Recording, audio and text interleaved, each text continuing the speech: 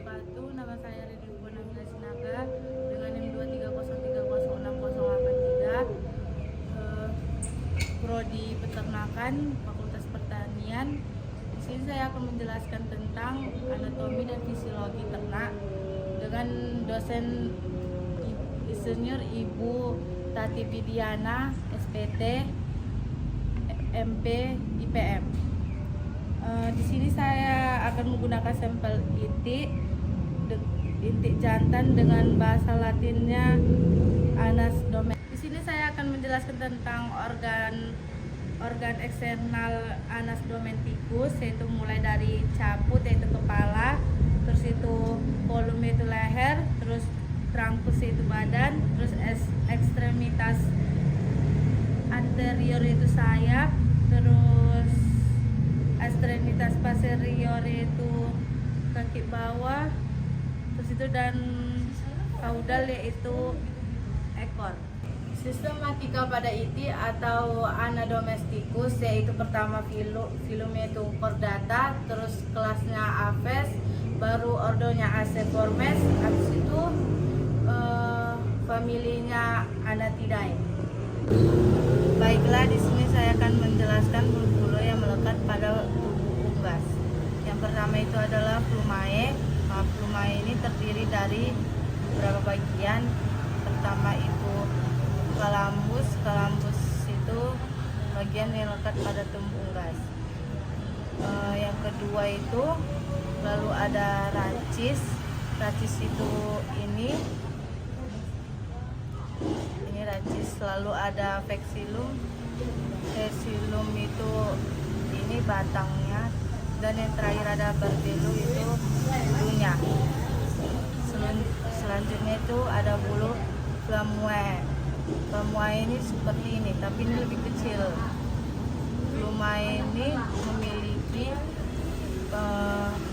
badan yang pendek, tidak seperti ini, dan juga ini lebih pendek. Lalu jenis bulu selanjutnya itu filumae. Filumae itu seperti pohon beringin, tapi saat ini tidak diketahui fungsinya. Otak unggas terdiri dari 4 bagian, yaitu cerebrum untuk mengatasi tingkat kesadaran pada unggas. Kedua, cerebellum itu yaitu untuk mengatur keseimbangan pada unggas. Yang ketiga, medulla oblongata berfungsi untuk sebagai mengatur aktivitas tubuh seperti aliran darah, fungsi jantung dan paru-paru. Yang keempat, medulla spinalis untuk mengantarkan informasi ke tubuh lainnya. Sistem digosteria pada ayam dimulai dari rostrum. Kedua, esophagus. Esophagus merupakan saluran lewatnya makanan setelah masuknya melalui rostrum. 3, elibolius atau crop. Crop merupakan organ berbentuk seperti kantong yang berfungsi untuk sebagai penyimpanan makanan. Terus 4, petriculus berfungsi sebagai tempat pencernaan makanan secara enzimatis. 5, petriculus atau ampela merupakan tempat berlangsungnya pencernaan secara mekanik dan batuan-batuan kecil atau grain. Terus 6, intestinum terdiri dari 3, yaitu duodenum, jejunum, dan ileum. Berfungsi sebagai menggerakkan makanan dan memperluas permukaan. 7, cecu atau cemeta terjadinya pencernaan karbohidrat. 8, ceulasa merupakan organ pencernaan air yang berfungsi untuk berjalannya feses. Nomor fotografi organ dalam unggas. 1, Encor atau jantung berada di tengah-tengah. 2. Hepar atau hati merah coklat yang terdiri dari 2 lobi, terdapat vesicula di tengahnya. 3. Pulmo atau paru-paru merah muda seperti spons yang terdapat pada dinding dorsal toraks. 4. Trachea mempunyai anulus trachealis, terus Iglopius, terus Traspecilius, terus versitulus atau berotot tebal, terus duodenum berbentuk huruf U, di tengahnya terdapat kareas, terus intestilius tenue, terus mersiteus selaput yang menguntungkan pada usus lemak. Glandula digestori atau organ pencernaan tambahan. 1. Hati. Hati terletak di antara gizat dan empedu yang memiliki warna kemerahan dan terdiri dari 2 lobus, yaitu lobus dexter dan lobus sinexter. Hati memiliki fungsi utama dalam pencernaan dan absorpsi, yaitu memproduksi empedu. 2. Pankreas. Pankreas terletak pada lipatan duodenum. Pankreas mensekresikan cairan pankreas ke duodenum melalui dus pankreatus dan menghasilkan enzim yang mendigestikan karbohidrat, protein, dan lemak. Pankreas berfungsi sebagai kelenjar endokrin dan eksokrin. 3. Vesica valea atau kantong empedu.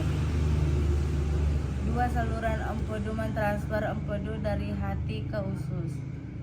Fungsi empedu mengaktifkan lipase pankreas, mempercepat amilasi pankreas, dan membantu mengumulasi lemak dan membantu penyerapan lemak, dan memiliki sifat antiseptik untuk memecahkan lemak.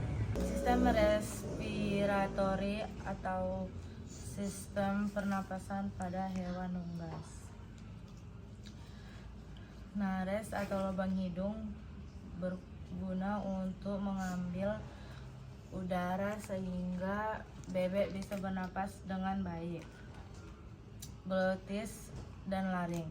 Laring itu adalah pangkalan dari trakea bagian atas, sedangkan glotis itu adalah celah masuknya udara ke dalam trakea. Trakea merupakan organ pernapasan bebek yang berbentuk pipa dan terdiri dari cincin-cincin tulang rawan. Syrinx.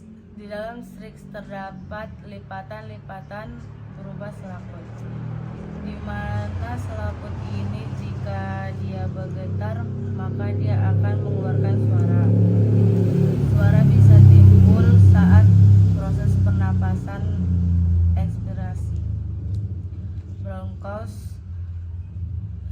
Setelah syrinx ada percabangan, yaitu bronkos. Bronkos kanan dan bronkos kiri, di mana nanti bronkos ini akan berhubungan dengan alveolus yang ada di dalam pulmo, atau paru-paru. Di dalam alveolum inilah terjadinya pertukaran gas.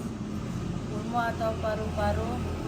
Fungsi dari pulmo atau paru-paru di dalam bebek adalah sebagai tempat sirkulasi atau pergantian oksigen dan karbon dioksida. Syrinx atau kantung udara. Kantong udara pada bebek ini berfungsi untuk mengontrol volume udara di dalam paru-paru agar tetap konstan. Enzim pada pencernaan unggas.